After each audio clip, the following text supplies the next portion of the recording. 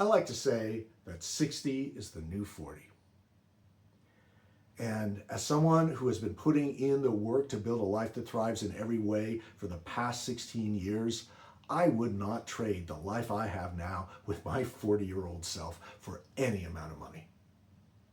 But in the last month, 2 friends, one had double bypass surgery a year ago, still has heart problems, and just had their foot amputated due to complications from type 2 diabetes. I did not know that foot amputation was even a thing in this modern era. Second is dealing with multiple long-term serious physical, mental, and social health problems. These are things that you might expect from someone who's made it into their 80s and has not been taking care of themselves sufficiently along the way. But my friends are 60. They're younger than me. It's freaking me out. And it scares me. I'm scared for my friends who are on this path, who aren't doing everything that's necessary to take care of themselves and take care of their health, and for you if you're not. Because if this last month tells me anything, it's that if we don't take care of ourselves, we may not have anywhere near the amount of time that we think we have.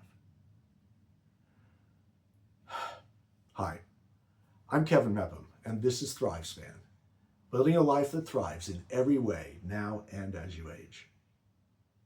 This is not the video that I was planning on making this week. But preventing frailty, that can wait.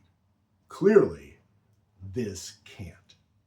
So how is it that we end up on this path to having the health problems of an 80-something when we're 60? Well, from everyone that I've talked to over and seen over the years, I think it breaks down into several categories. And tell me if I'm missing anything, okay? The first one, and I think this is most of us, we just don't know. We don't know what the effects are of how we're living. We are just following in the footsteps of our parents. We are eating the foods that we were raised with. We're also eating the foods that the food industry and the fast food industry are strongly nudging and encouraging us to eat. We probably didn't know anybody who was focused at all on health and fitness when we were growing up. Maybe nobody in our family was. Maybe that was a joke. Maybe we still don't know anybody now. There's nobody in our peer group who, when I had my mortality crisis, and after the first year of working on it, decided I wanted to become an athlete, it was like saying I wanted to become an alien. I knew nobody. I did not know a single athlete. The closest I could come was this one HR contractor who would show up at the office once every 3 months. And I'm going, that must be what an athlete looks like. So I know, I get it. And we probably also buy into this horrible cultural myth that we don't need sleep. And the less sleep we have, the better we are and the more successful we'll be. So we're just following societal programming. We don't know any better. Okay. Some of us may know a little bit, and we don't want to know anymore. We're just going to put our fingers in our ears, put our heads in the sand, and don't want to know because we don't want to have to change. And we don't want to know what the consequences are of living the life we're living because of we don't want to make the changes. So, at some point, it's going to show up like it did for me with my friends in this past month. We Also, we could be fine with being in poor health in our 80s. I mean, that's 30 to 40 years from now. What? I mean, we're supposed to be in ill health in our 80s. Right now, I don't buy that. I'm certainly going to do everything I can to increase my chances of good health in my 80s and into my 90s if that's possible. But okay, 80s, that's a long way off perhaps. But 60, that's not 30 to 40, that's 10, 20 years from now, if that. That's soon. Nobody wants this to happen in their 60s. Except for people that that are on the other side of the coin that want to die young. They expect to die young. So it really doesn't matter. They're not going to live to 60 anyway.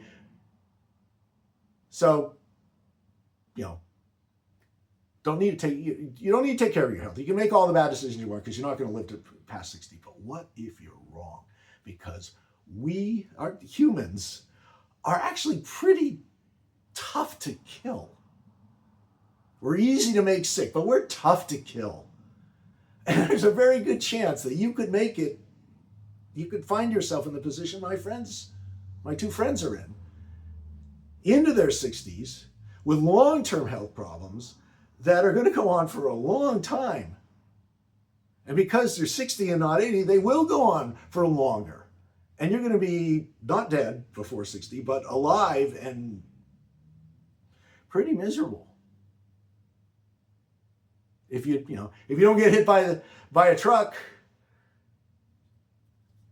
you can get hit by this. And this is a real slow rolling crash that could go on for decades. And then, there's a lot of us who don't want to start, don't want to face it because we're just embarrassed by where we're at. We let ourselves go. We are getting fit. We're at an unhealthy weight. And all I can say is, and that was me 16 years ago. And it is possible wherever you are, because you can only start where you are, to start to take action to turn that around before it's too late. Until it is too late. And what I'm seeing is that too late is not 70 or 80. That too late is 60. It's right up on top of us. So, you don't want to be an ill 80-year-old at 60? What should you do? I can't just be all doom and gloom here. I got to give you a solution, right? First and foremost, get an annual checkup with screenings for cardiovascular disease and metabolic syndrome. Metabolic syndrome, the progression of disease leading up to type 2 diabetes. With a doctor who knows what these things mean and can tell you what to do about the results that you get back from these screenings, and will tell it to you like it is and demand that they do so. And make sure you get a copy of the results. Okay? Listen to what they have to say and take action. It turned out my friend had not been to a doctor in years, and a lot of these symptoms could have been caught before it got to something that was irreversible. Second, nutrition. It's a big one with cardiovascular and metabolic syndrome. 5 rules that I've been living by for the last 16 years, more and more as I've gotten better educated on this stuff. First, eat real food. Real food is single ingredient foods or things that can be made from single ingredient foods. So single ingredient food is apple, almonds, beef, right? That's a single ingredient food. Or things that you could make at home from single ingredient foods that you buy at the store. So what that rules out is ultra processed foods. So if you could buy it at the store, but you couldn't make it at home because either you could not find the ingredients that are on the label at an aisle at that store, or you could not make the thing at home because it requires industrial machinery, extrusion machines, or whatever, that is something to ruthlessly minimize. Second, reduce empty carbohydrates. That means eliminate fruit juices. This is the first thing that I did. I did not miss it, and I dropped a lot of these rapid carb calories that can spike blood sugar that have virtually no nutritional value. Minimize refined flours, ruthlessly minimize added sugars. Third, eat more fiber from a variety of plant sources. 4, eat more protein. You're not eating enough.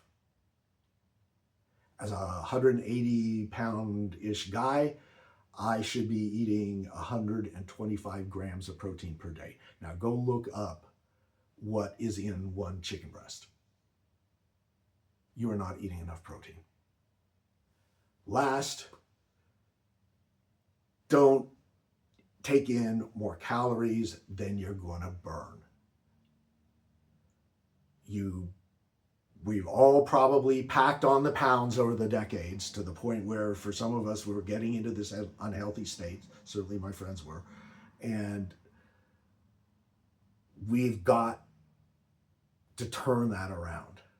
And the reason that this is last, when it should have been first perhaps, but if you do the first 4 things, eat real food, reduce empty carbs, more fiber, more protein, the calorie thing will kind of take care of itself. You will naturally eat less because you'll be staying away from the very calorie dense, what's called hyperpalatable foods, all of that stuff that's been processed so you can't eat just one. Okay, enough on nutrition. Exercise. Exercise for cardiovascular capability, that's your cardio exercise, and for muscle growth and strength. More on all of these in future videos. Sleep. Enough quality sleep. This supports a healthy metabolism. Poor sleep actually affects your metabolism and can put you into a pre-diabetic state very quickly. It supports your exercise gains. The gains don't happen while you're doing the exercise. They happen while you're resting after the exercise. And your mental health. Speaking as somebody who prior to 16 years ago was definitely depriving myself of sleep, it did not do my mental health any favors.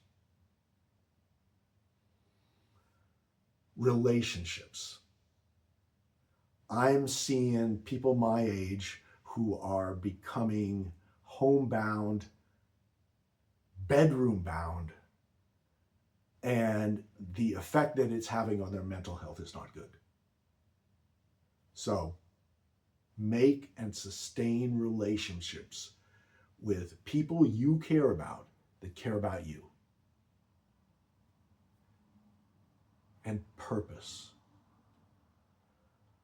I would not have even put this on this particular list a few months ago, but I was talking with a friend of mine who had retired 8 years ago after a career that he loved and had let go of everything that was part of that career, and it nearly wrecked him until he was able to find a new purpose in life and turn it around. So it just seems like we as humans, we need a reason to get out of bed, get out of the house, and engage with the world. And if we don't have that, we may be a lot less likely to do everything else that I'm talking about here, because what's the point? Okay. Call to action, because there always is a call to action. Call to action is get that physical. With the doctor, who will tell it like it is, tell you where you're at risk and what you need to do about it, get the results of that physical, and then take those results home and start doing some Googling. Make sure you understand blood pressure and glucose response, LDL cholesterol, triglycerides, effective waist circumference, all everything that you're going to find out in these screenings.